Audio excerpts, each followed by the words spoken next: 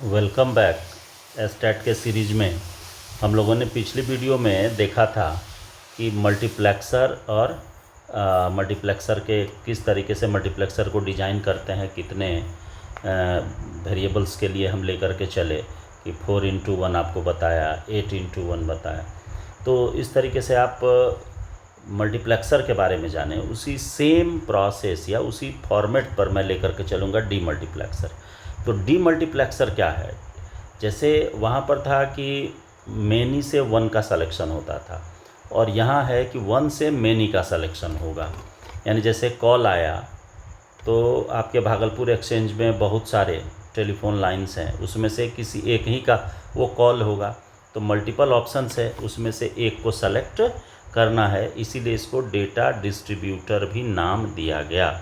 ये डिस्ट्रीब्यूट करता है कि आखिर किस में कनेक्ट होगा। तो नॉर्मली हम इसको यदि लिखें तो लिख सकते हैं the word demultiplexer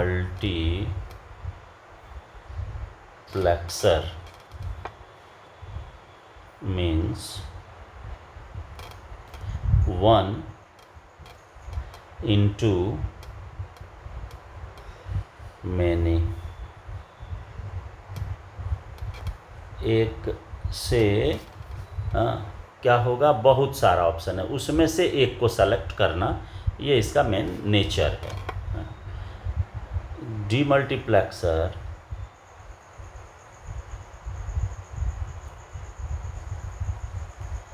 is the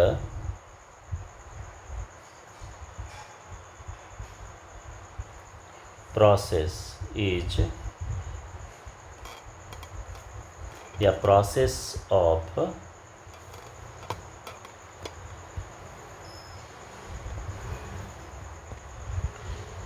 taking information from one input and transmitting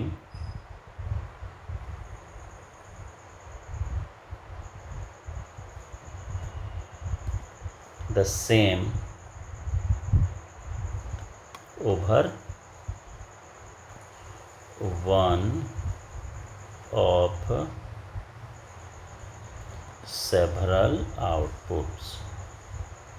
बहुत सारा आउटपुट लाइन्स है, उसमें से किसी एक को ये सेलेक्ट करेगा। जैसे आप देखें मल्टीप्लेक्सर में कि बहुत सारे में से एक को सेलेक्ट करके सिंगल लाइन में पास किया।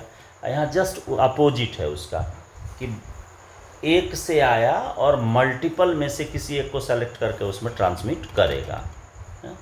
तो अब देखिए इसका लॉजिक सर्किट के बारे में हम आपको बताते हैं।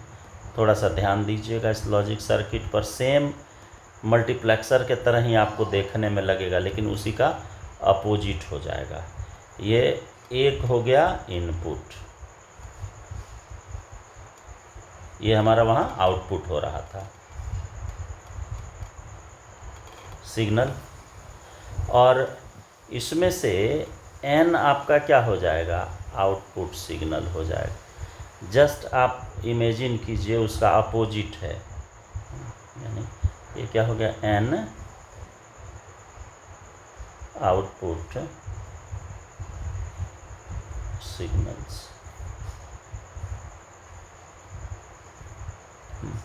और m ये सिलेक्शन बीट हो जाएगा। ये आपका टोटल हो गया n आउटपुट सिग्नल, और यहाँ दे दीजिए आप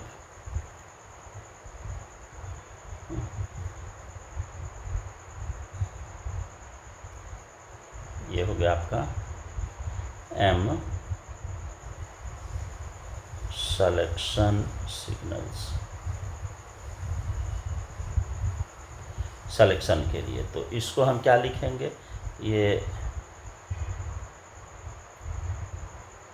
डीमल्टीप्लेक्सर है,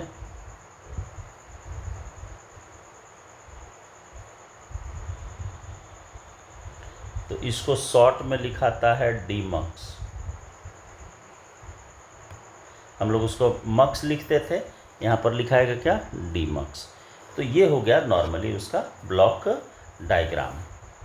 अब आइए कि कैसे इसमें सिलेक्शन बीट और आउटपुट लाइंस, तो सेम जो आप उधर पढ़े थे सेम यहाँ पर चलेगा। देखिए डीमल्टीप्लेक्सर का आप नेम समझ लीजिए कि इसको हम लोग नॉर्मली डिस्ट्रीब्यूटर भी कहते हैं,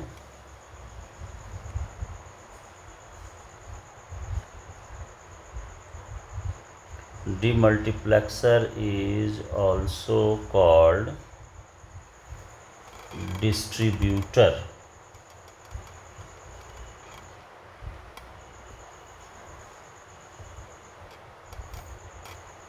या इसी को और एक नाम से जाना जाता है serial to parallel converter.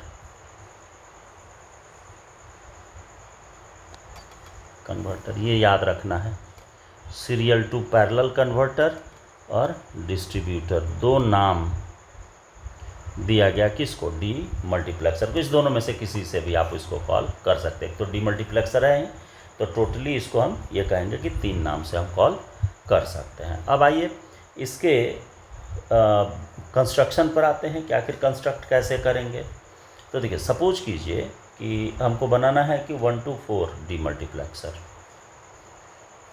1 to 4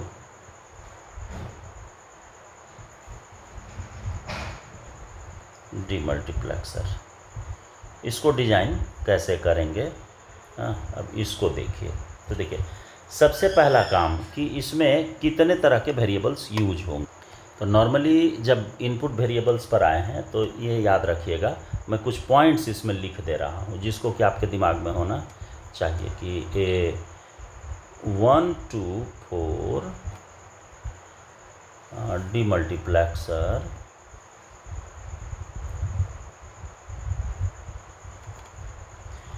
has a single input, यानी इसको रिप्रेजेंट यहाँ हम डी से यदि कर दिए और क्या हो जाएगा कि 4 हो जाएगा यहाँ आपको आउटपुट्स, और इसको हम रिप्रेजेंट y0 से लेकर के y3, ये समझ ही रहे हैं, जैसे उसमें इनपुट में हम लोग लिया करते थे। एंड तो जब 4 गो आउटपुट है तो सिलेक्शन बिट कितना होगा, 2 to the पावर जितना भी रहेगा करने से, यदि 4 पूरा हो जाता है तो 2 पर पावर 2 यानी कि 2 गो सिलेक्शन बिट लगेगा। एंड 2 सिलेक्शन इनपुट,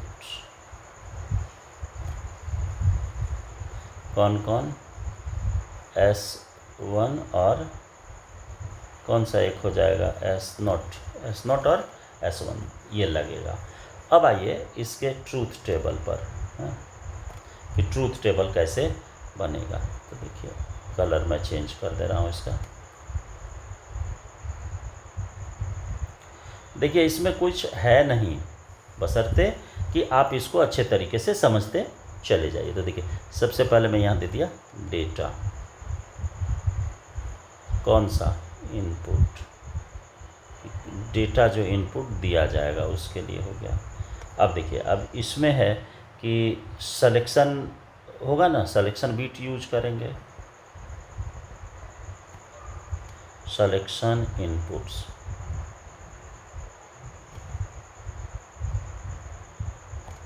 और इधर हम दे देंगे आउटपुट्स।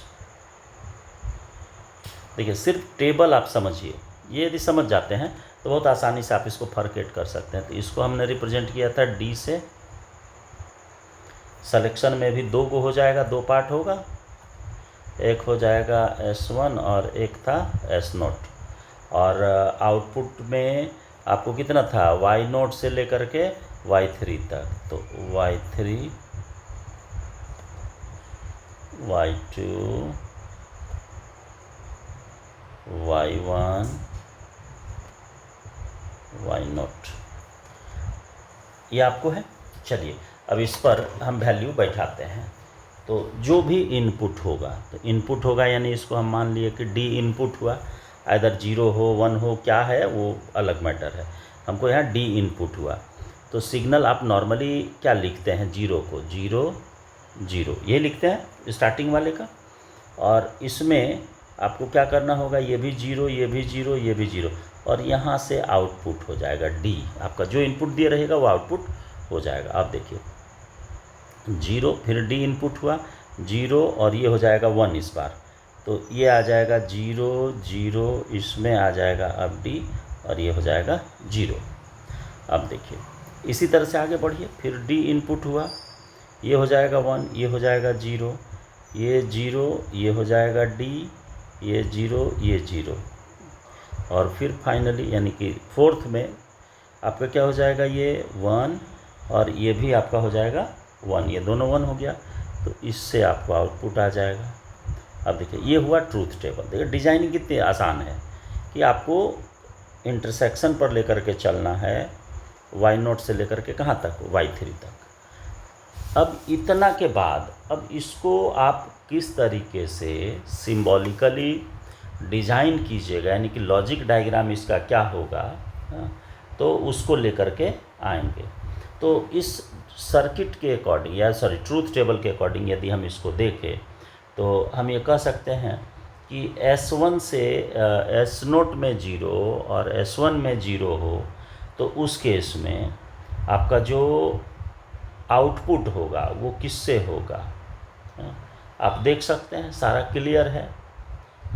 तो यहाँ y0 हो जाएगा आउटपुट, कब, जब S1 भी 0 S0 भी 0, तो आउटपुट आ जाएगा y0 से।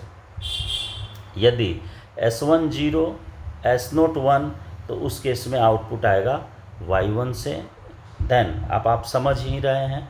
अब आइए कि इसको डिज़ाइन करते हैं कि कैसे डिज़ाइन होगा। तो पिछले वाले में जिस तरीके से आप डिज़ाइनिंग कर रहे थे, सेम उसी तरीके से लॉजिक इसका भी सोचना है और सोच करके बना देना है। तो इसमें 4 आपको एंड गेट लगना है। एंड गेट कितना लगेगा, 4 एंड गेट लगाइए। देखिए आउटपुट चूँकि अलग अलग होना है, तो चारों एंड गेट आप सीरियली इस तरीके से बना लीजिए पहले, तब कनेक्शन के बारे में बता देते हैं। ये हो गया, तो सबका तो अपना अपना आएगा। अब ऊपर वाले को हम इसको मान लो y0 y1 y2 और y3 है। अब देखिए आप इसमें सबसे पहला काम करिए कि डेटा सिग्नल पास कर दीजिए। तो डेटा यानी कि ये हो गया डेटा इनपुट, यानी इसको रिप्रेजेंट किस चीज़ से किए थे, डी से। अब देखिए इसके बाद 2 गो सिलेक्शन बीट होगा, S1 दीजिए नाम, तो इसका भी तो कॉम्प्लीमेंट होगा।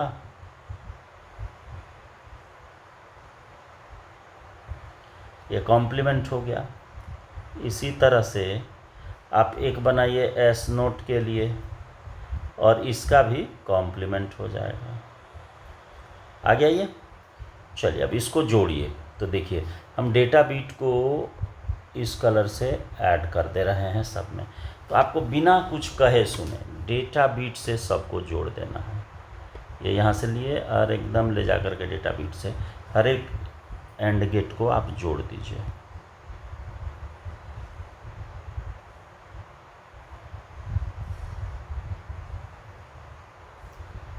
ये ऊपर लेकर के यदि जाते तो ज़्यादा बेटर होता, बीच में चला गया। अच्छा खैर कोई बात। अब देखिए ये हो गया। अब आइए कि सिलेक्शन बीट में कौन कौन सा जुड़ेगा। तो आप ध्यान दीजिए कि y0 का आता है, तो y0 के साथ है आपका कौन कौन जुड़ा था, S1 भी 0 और एस नोट भी 0। तो 0 का मतलब हो गया कि कॉम्प्लीमेंट। तो कॉम्प्लीमेंट ऑलरेडी आपका दोनों वायर बिछा हुआ है, आप इसके कॉम्प्लीमेंट को यूज करिए। तो इसके लिए मैं कलर फिर चेंज कर रहा हूँ। देखिए, तो यहाँ से हो जाएगा एस नोट से जोड़ेंगे, नोट से चला गया, और उसी तरीके से S1 के भी कॉम्प्लीमेंट से आप जोड़ दीजिए।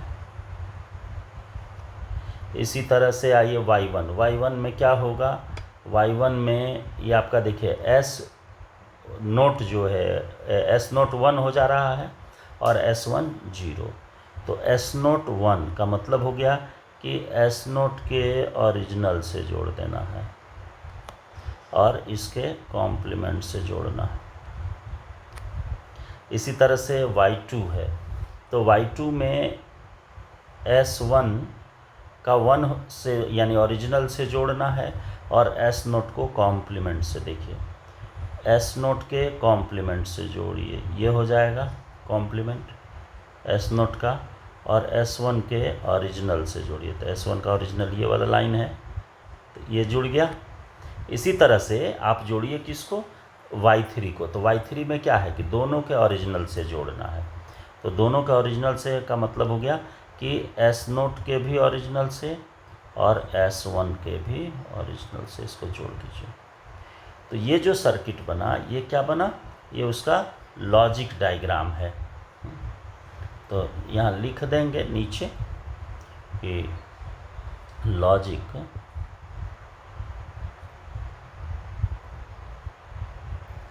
Diagram of 1 to 4 demultiplexer.